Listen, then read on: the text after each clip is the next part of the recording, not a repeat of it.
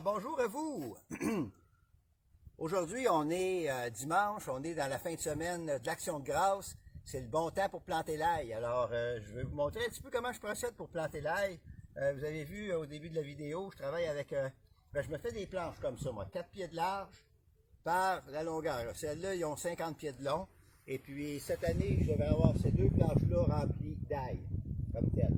Alors, je me sers de...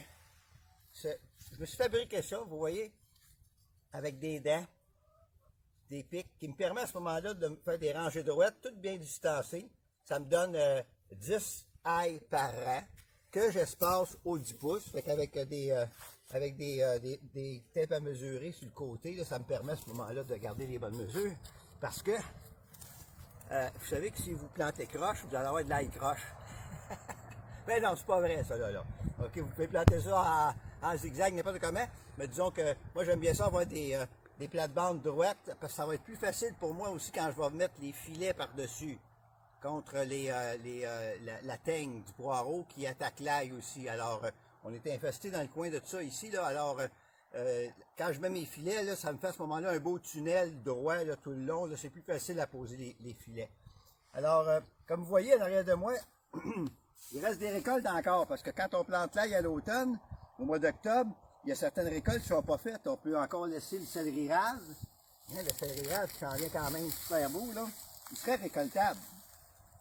Mais disons que on peut attendre encore. Hein, d'un coup, on a du beau temps encore. Alors, le céleri rase, il y a les navets qui sont là. Ben, rutabaga, il y a du céleri qui est encore là. En arrière, j'ai des carottes, j'ai un petit peu de betterave. On voit au fond du kale aussi.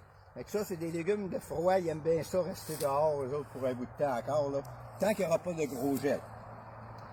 Pour préparer mon terrain, là, ben ici, entre autres, ce terrain, ce que j'avais durant l'été, c'était, il y avait du maïs sucré, puis tout le restant, là, c'était mes cucurbitacées.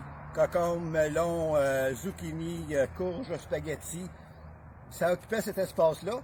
Et évidemment, ça, dès les premiers gels, ça disparaît. Alors, ça a quitté le terrain, ça me permet de libérer le terrain pour planter mon ail d'automne. Parce que là, j'en plante à l'automne, mais je vais aussi en planter au printemps prochain. Donc là, ça, c'est pour mon ail d'automne. Alors, la préparation du terrain, là, comme il y avait d'autres légumes ici, moi, je travaille toujours avec des paillis d'herbe ou des paillis de feuilles à grandeur. Et il y avait à ce moment-là, il restait du paillis sous les cocombes et puis sous le maïs. Donc, en travaillant le sol, ça me permet de légèrement enfouir le paillis. On peut le travailler avec le motoculteur que vous voyez là-bas, légèrement, pas en profondeur, là, on n'a pas besoin d'aller chercher si creux, et puis ça défait trop les structures du sol. Alors, juste pour être capable d'émietter quelques pouces, de façon à être capable de faire vos trous comme j'ai fait là, ou encore travailler avec ceci, que de plus en plus de gens connaissent, une grelinette qu'on appelle, qui permet à ce moment-là de simplement soulever la terre pour l'aérer. OK? Vous n'avez pas à la virer, rien. Vous faites juste l'aérer comme ça. Et puis par la suite, à ce moment-là, avec le râteau, vous êtes capable de finir l'ouvrage pour niveler le tout et être en mesure de planter. OK? Ça, c'est l'idéal. De façon à avoir votre matière organique à la bonne place. Puis la bonne place, c'est sur le sol, pas 6 pouces dans le fond, là. Alors, c'est ça. Par la suite, quand mes trous sont faits, j'ai préparé mon ail, hein, les cailleux. Alors, tout ce qu'il me reste à faire, c'est de les enfiler dans les trous. Ils sont déjà tous positionnés.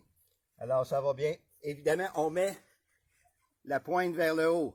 Hein? Il faut mettre la pointe vers le haut, mais dans le même sens, en fin de compte, que l'ail a poussé. Hein? Elle pousse comme ça, l'ail. Alors, vous plantez vos cailleux dans le même sens. En le tenant par la pointe, vous le descendez dans le trou.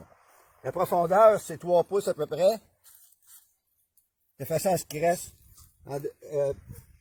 que vous soyez capable de l'enterrer, qu'il y ait au moins 1 pouce à 2 pouces de terre par-dessus. À ce moment-là, l'ail ne pointera pas trop vite à l'automne.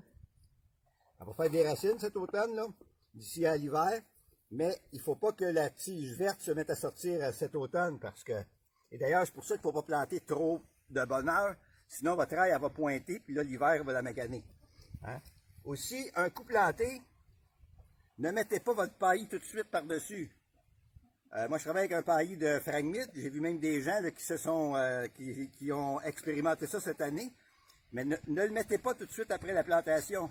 Attendez juste lorsqu'il va neiger, là, juste avant les neiges, ou même il peut avoir tombé une petite neige.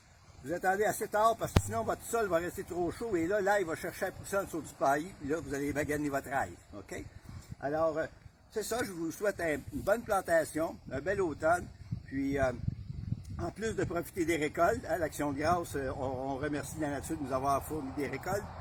Ben, en plus, on est en mesure de préparer l'année prochaine pour encore avoir de belles récoltes. Merci et bonjour.